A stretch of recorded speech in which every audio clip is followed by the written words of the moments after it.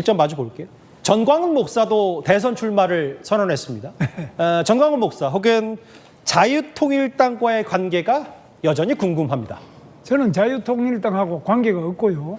전광훈 목사도 뭐 대선 출마하는지 안 하는지 만나본 적도 없고 전혀 그 부분에 소통도 없고, 만약 전광훈 목사가 출마한다면 제 표를 갉아먹을 거 아니겠습니까? 이재명 표를 갉아먹지는 않을 것입니다. 그래서 그 자유통일당 전광훈 목사 이런 것들은 저하고 직접적인 연결을 짓고 싶어 하지만 사실상 아무런 관련이 없습니다.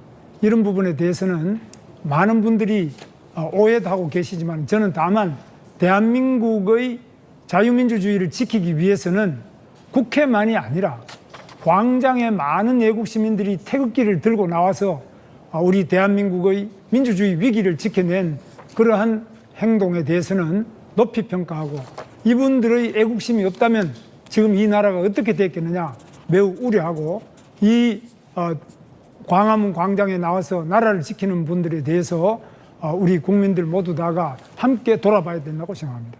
김문수 후보가 방금 보신 것처럼 채널A에서 전광훈 목사와의 관계를 선을 그으면서 말했습니다. 그런데 과거 2020년에 두 사람은 자유통일당을 창당한 주역입니다. 그런데 왜 김문수 후보는 전광훈 목사에 대해 관계가 없다고 선을 그을까요?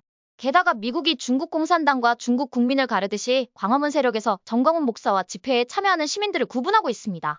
그리고 왜 전광훈 목사의 말대로라면 윤석열 대통령을 만든 사람은 전광훈 목사 본인인데, 윤석열 대통령은 전광훈 목사보다는 오히려 나중에 보수 집회에 참여한 전한길 강사와 유대를 보일까요?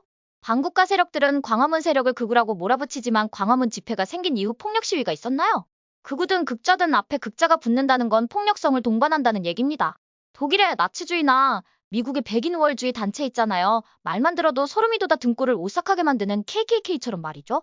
오히려 제 눈에는 광화문 집회는 집회에 참여하시는 분들이 정제되고 자제하는 모습이란 느낌을 받았거든요. 게다가 광화문 집회에 참여하는 대부분의 분들이 나이가 지긋하신 분들이잖아요. 이런 분들이 무슨 폭력을 행사합니까? 대한민국엔 극자는 있어도 극우가 없다는 거 아시나요? 그래서 저도 김문수 후보와 같은 마음으로 광화문 집회에 참석하는 대부분의 선량한 시민에 대해서는 고마움이 있습니다.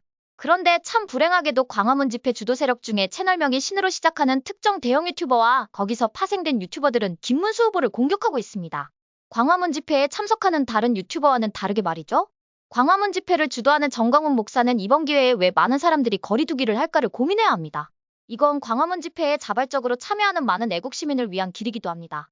그리고 김문수 후보가 계엄에 대해 사과한 것은 이전 영상에서도 말했지만 작년 12월 6일 윤석열 대통령이 대국민 담화에서 했던 사과와 같은 맥락입니다.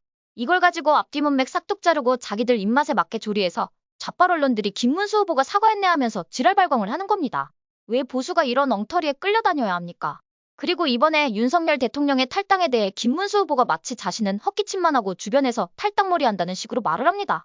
김문수 후보는 과거 박근혜 대통령 탄핵에서 보여줬듯이 비록 경선에서 자신이 애를 먹었지만 김문수 후보는 탄핵의 핵심 세력인 김무성을 두고 무시무시한 저주를 퍼부었습니다. 이번에도 제 눈에 윤석열 대통령에 대한 마음도 과거 박근혜 대통령에 대한 마음과 조금도 다르지 않다고 저는 보거든요. 과거 국회에서 서영교가 사과를 강요했을 때 꼿꼿했던 것과 일맥상통한다는 얘기입니다. 김문수 후보의 살아온 모습을 보면 자신이 옳다고 생각하는 것에 대한 신념이 그 누구보다 강한 분입니다. 그래서 일각에선 고집불통이라고 평가절하를 하는데 고집과 신념은 엄연히 다른 차원입니다. 그리고 이번 대선에서 내세운 정정당당이란 캐치프레이즈를 보면 이런 알 수 있습니다. 더불어민주당 이재명 후보와는 비교 자체가 안 되는 사람이란 걸 지각 있는 사람이라면 다 아는 사실입니다. 김문수 후보와 이재명 후보가 경기도지사로 겹치는 부분이 있는데, 김문수 후보는 판교 테크노밸리에서 평택에 들어선 삼성공장들 그리고 GTX 등 자랑은 안 했지만 많은 업적을 갖고 계십니다. 게다가 도지사 시절 택시 운전을 했던 걸로 기억하거든요. 비록 체험이었지만 말이죠. 그런데 이재명 후보는 어땠나요? 이재명 후보 하면 생각나는 게 우리를 놀라게 했던 굳이 경기도에서 청담동까지 가서 사다 쓴 무지하게 비싼 일제 샴푸 아닙니까? 그뿐입니까? 특식 샌드위치에다가, 그리고 웬 놈의 과일사랑이 그렇게 강했던지 보통 사람은 상상도 못하게 사재 꼈잖아요. 이것 때문에 지금도 어려움을 겪고 있는 공익제보자 조명현 씨하고 말이죠. 게다가 대북제재 위반 혐의로 미국의 한 목사가 미국 무부를 비롯해 관련 기관에 고발했다는 대북송금 사건도 있습니다. 또 있다 김만배의 비타500을 깜빡할 뻔했습니다. 이거 이재명의 경기도 지사 시절의 업적을 열거하자면 한도 없고 끝도 없습니다. 그래서 이 정도로 마무리하겠습니다. 각설하고 지금은 이승만 대통령님께서 말씀하셨듯이 뭉쳐야 삽니다. 그리고 김문수 후보를 믿고 뽑았다면 끝까지 믿고 따라야 합니다. 아무리 폭이 적은 개울을 뛰어넘더라도 자신감과 믿음이 없다면 쭈뼛쭈뼛 건너다 빠지고 맙니다. 하지만 좀 폭이 넓은 개울이라도 넘을 수 있다는 자신감과 믿음이 있다면 어느새 개울을 건넌 자신을 발견하게 될 겁니다. 어떠세요? 시청자 여러분도 저와 생각이 같으신가요? 그럼 좋아요하고 구독 한번 꼭 부탁드릴게요. 시청해주셔서 고맙습니다. 전 리포터 헬이었습니다.